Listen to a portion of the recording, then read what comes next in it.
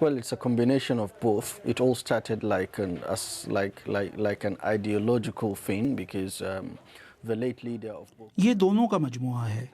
یہ شروع تو ایک نظریاتی تحریک کے طور پر ہوئی تھی.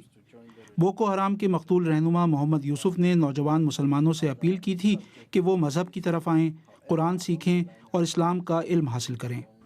لیکن ان کی ہلاکت کے بعد جب بوکو حرام کے نئے رہنما ابو بکر شیخاؤ سامنے آئے تو انہوں نے نئی حکمت عملی اپنائی. انہوں نے لوگوں سے کہا کہ وہ حکومت کے خلاف ہتھیار اٹھائیں. انہوں نے اغوا برائے تاوان کا سلسلہ شروع کیا. یہ اس تحریک کا مجرمانہ پہلو ہے. اس وقت آپ کہہ سکتے ہیں کہ بوکو حرام دو چیزوں کا مجموعہ ہے. ان میں بہت سارے جرائم پیشہ لوگ ہیں جو لڑکیوں کو اغوا کر رہے ہیں، لوگوں کو ہلاک کر رہے ہیں، گھروں کو جلا رہے ہیں. لیکن اس کے ساتھ ہی ان کا یہ بھی دعویٰ ہے کہ وہ اسلام کی تعلیمات پر عمل کر رہے ہیں. along the line they claim to be going in accordance with the teachings of Islam.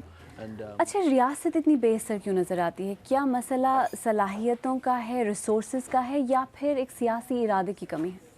I see it more of a political will because Nigeria is a very rich country.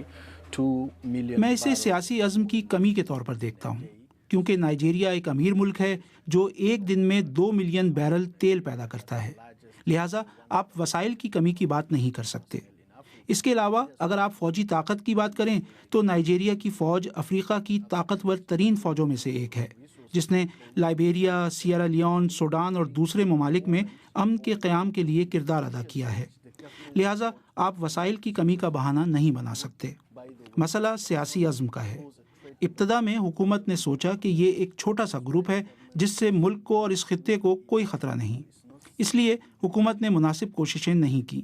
اب یہ تنظیم مضبوط ہو گئی ہے اور حکومت کے لیے صورتحال مشکل سے مشکل تر ہوتی جا رہی ہے. It is becoming more and more difficult for the country to handle the situation. کیا بوکو حرام کو کسی حد تک مقامی آبادی کی حمایت بھی حاصل ہے؟ Well, they hardly have any support wherever they are, but they are being feared. یہ جہاں پر بھی ہیں انہیں بمشکل ہی کوئی حمایت حاصل ہے، لیکن لوگ ان سے ڈرتے ہیں. یہ لوگوں کو اپنے ساتھ شامل ہونے پر مجبور کرتے ہیں.